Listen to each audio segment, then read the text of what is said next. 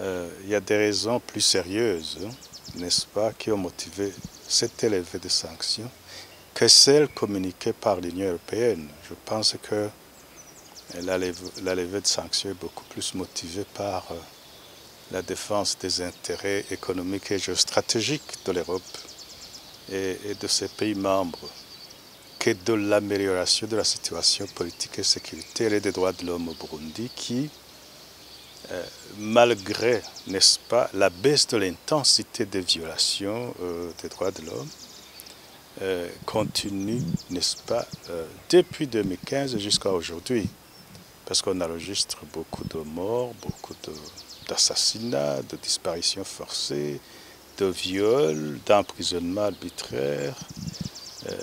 En plus de ça, il y a les malversations, corruption, tout ça, tout ça. La situation est restée la même s'il y a eu baisse d'intensité des violations, et même s'il y a eu changement de gouvernement.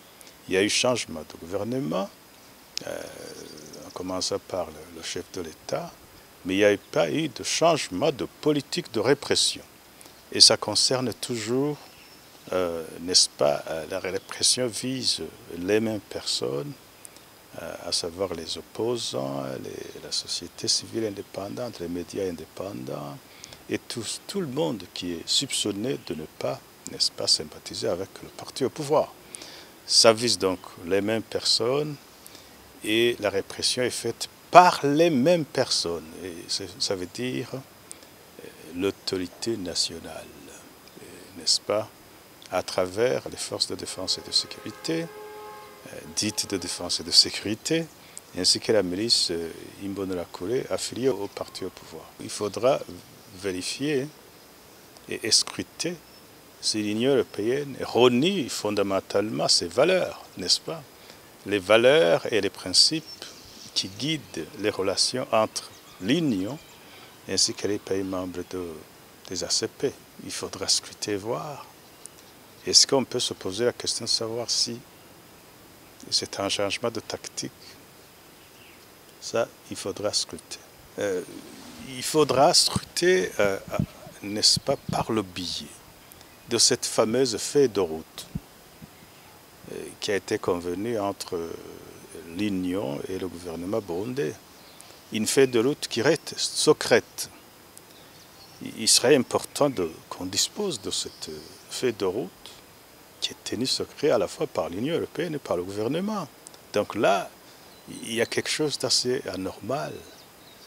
D'autre part, le gouvernement burundais ne devrait pas être très content parce que ce n'est pas totalement une carte blanche, parce que le gouvernement reste tenu, n'est-ce pas, à ses obligations internationales. D'ailleurs, il y a ses obligations constitutionnelles de respect des droits de l'homme, de gouvernance démocratique et de respect de la chose publique.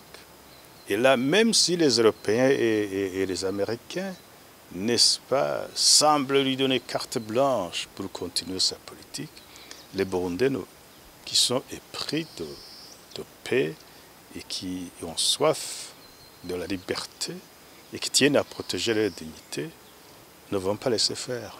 Ils vont continuer le combat jusqu'à ce qu'il y ait rétablissement, n'est-ce pas, de l'ordre normal, l'ordre constitutionnel normal, et le respect des droits de l'homme et de la dignité de chaque Burundais, n'est-ce pas? C'est ce que je peux dire. Maintenant, les conséquences, c'est quoi? C'est que le gouvernement peut être tenté de dire, écoutez, on me donne carte blanche, je vais continuer, n'est-ce pas, à mater tout le monde, à réprimer comme je veux, à détourner le fonds public, maintenant qui sont assez volumineux, si l'Union européenne et les États-Unis débloquent effectivement les fonds promus. Ce n'est pas ça nécessairement. On verra. Probablement qu'avec la présence sur place de ces pays ou de ces organisations, ils peuvent être plus efficaces que lorsqu'ils étaient en dehors du Burundi. Et je ne peux pas d'emblée dire que le gouvernement a la carte blanche.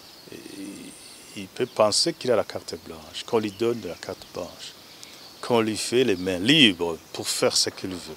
ce n'est pas évident.